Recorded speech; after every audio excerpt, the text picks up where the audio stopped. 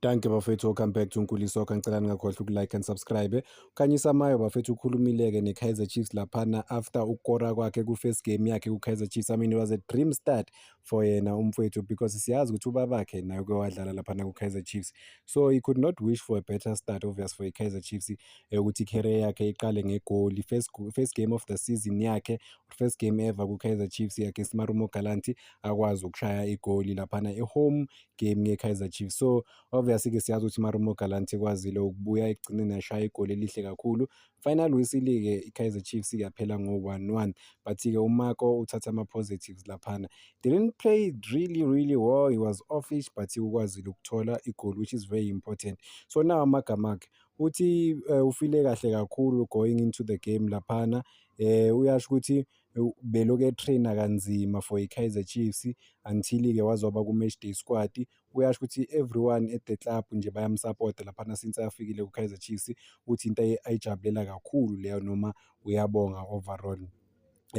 Uthi ukungena laphana inside the field or inside the pitch laphana i-moment ngempela ayi-celebrate-ayo yena personally, but ukuthi beka-aware ukuthi bekumele enze umsebenzi wakhe laphana, and uyasho ukuthi bekamisele ngempela ukuthi finally-ke uyakwazi ukugqoka ijezi le-Kaizer Chiefs, and uthi bokuyi-emotional ngempela, uthi ngeke akwazi ngempela ukuyichaza ukudescribe i-feeling le bakayizwa yena ngaphakathi overall. Uthi bekuyi-feeling enhle kakhulu or e-right kakhulu, uthi imotivate-ile ngempela ukuthi azame ukuthi enze more for i-Kaizer Chiefs on the day. So I mean overall imotivate-ile umfana, especially ukuthi team achieve ama-target wayo, usho kanjalo uMayo. For uMayo-ke uthi-ke ujabulile ukuthi a-emulate ubabakhe oke waba yi-striker naye wa-represent i-Kaizer Chiefs over 20 years ago, wa-represent i-Kaizer Chiefs laphana kudala ngempela ubaba kwadlala i-Kaizer Chiefs. Uthi-ke uqhubeka laphana to live up to i-legacy yababakhe, and then akwazi ukufitha noma ukufila ey'cathulweni zakababakhe laphana. Okukahle ku-special kakhulu ukuthi ubaba kwadlala le-Chiefs naye kuyafika ku-Kaizer Chiefs, and naku sekakorile umfowethu. Uyasho ukuthi bekungekho lula ukukhula under pressure yokuthi ubabakhe u-famous udlalela futhi i-team enkulu. Uthi-ke but-ke kumele ukwazi ukuthatha obvious uphile nako overall. Uyasho ukuthi uthi ba-abantu overall nabo as an individually, and naye uyasho ukuthi abantu nje abasebenza kanzima overall, kusho ukuthi ku-family yakhe abantu abasebenza kanzima ukuthi babe successful. Uthi-ke le i-first game yakhe, it was not just i-first game, but ubelieve ukuthi ziningi izinto ngempela angazi-improve laphana ku-Kaizer Chiefs as aloke afundisa kona ukuthi abe familiar ku-environment nanokuthi a-adapt to ama-structures we-Kaizer Chiefs overall. But-ke uthi uthanda ukuthi he would like to already have settled lapha to an extent because i-South Africa vele uthi ikhaya lakhe overall. Uthi ukudlalela the biggest team in the country ukuhamba kahle so far, usho ukuthi yonke into ihamba kahle. Uthi uzozama ngempela ukuba focus and afocus nje kumsebenzi wakhe overall ukuthi bawine ama-football games laphana ku-Kaizer Chiefs overall. Obviously i-Kaizer Chiefs they would feel ngathi bafowethu beku-important for bona ukuthi bathole 3 points yonke because ikore late Marumo Gallants. I think it was 80 minutes ngapha bathole ne-penalty. i-Kaizer Chiefs ayikwazanga uyi-convert leyo penalty, so bawatholile ngempela ama-opportunities ukuthi bawine igame, but-ke they were disappointed on the day not to get 3 points. Feels like i-loss because bageje ne-penalty bafowethu, but-ke it's not a loss. So uyaqhubeka-ke uMayo laphana bafethu uthi akusiyo ama-results bebawa-expect-ile noma bebawafuna laphana ku-Kaizer Chiefs. So but-ke they have to look forward to next time, batraine hard, ba-treat every game like i-cup final, and then bazokwazi ngempela ukuqhubeka babe consistent ku the highest level. I-consistency-ke obviously number one into okumele bamisele and then bayiphushe kakhulu ukuthi bakwazi ukusiza i-team ukuthi ithole ama-results overall. So umdlali-ke lo we-Kaizer Chiefs bafethu una-27, uconclude uvale noma sithi uvale uku-appreciate ama-fans we-Kaizer Chiefs ane-passion ne-dedication ayibonisayo overall. Uthi-ke ama-supporters njalo ahlezi aza in big numbers azobasapota laphana, kusho ukuthi abantu or 12 men laphana for i-Kaizer Chiefs. Kusho njengoba ba-11 plus ama-supporters, it gives them that push, that extra push overall. Uthi babanika i-moral support enhle kakhulu. Uthi from the stands baphusha ngempela.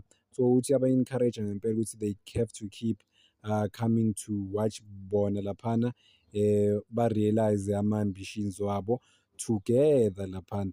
Umdlali we-Kaizer Chiefs bafethu amagama akhe laphana simbonile kora uMayo.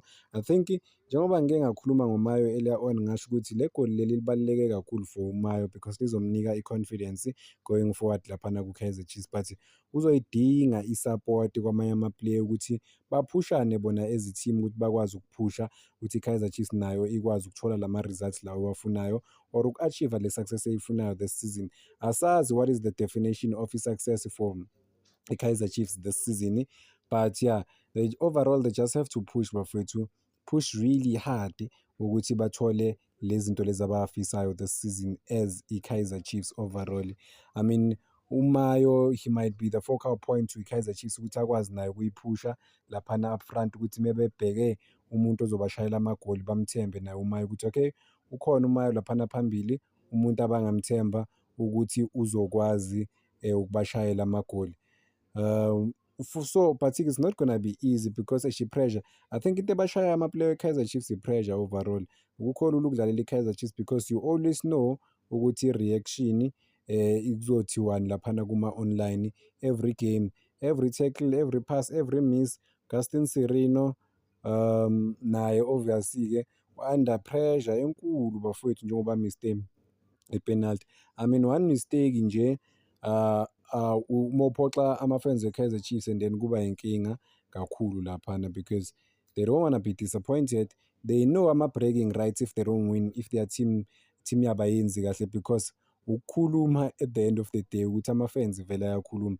So I mean ii-strikers zaku-Kaizer Chiefs obviously ezinye sikakaziboni kufana nabo-Ighodaro, but-ke striking department laphana ku-Kaizer Chiefs kunzima kakhulu for wonke umuntu okhona laphana. Bonke in fact they are expected to deliver for i-Kaizer Chiefs. There's no room ukuthi bafihle ukuthi mhlampe bafihle ngabanye abantu. No, they all have to perform for i-Kaizer Chiefs.